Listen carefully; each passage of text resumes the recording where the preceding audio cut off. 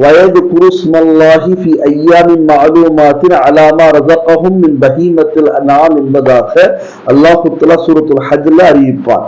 இதற்கு அர்த்தம் என்ன? உங்களுக்கு ரிசுக்காக கொடுக்கப்பட்ட பிராணிகளை அந்த நாட்களில் அல்லாஹ்வுடைய பெயரை கொண்டு அருங்கள் என்பது, குர்பானி செய்யுங்கள் என்பது பொருள். ஃபி ஐயாமின் மாலூமாத், குறிப்பிட்ட நாட்களில். இங்க ஐயாம் என்பதற்கு லொகத்துல, டிக்ஷனரியில பகல் என்பது அர்த்தமும் இருக்கிறது, இரவு பகல் என்பதும் அர்த்தம் இருக்கிறது. எனவே இரவு பகலாக எடுத்துக்கொண்டார்கள் இமாம் அபூ ஹனீஃபா ரஹ்மத்துல்லாஹி அலைஹி. எனவே இரவிலும் குர்பானி செய்யலாம் என்பது அபூ ஹனீஃபா ரஹ்மத்துல்லாஹுடைய கருத்தாக இருக்கிறது.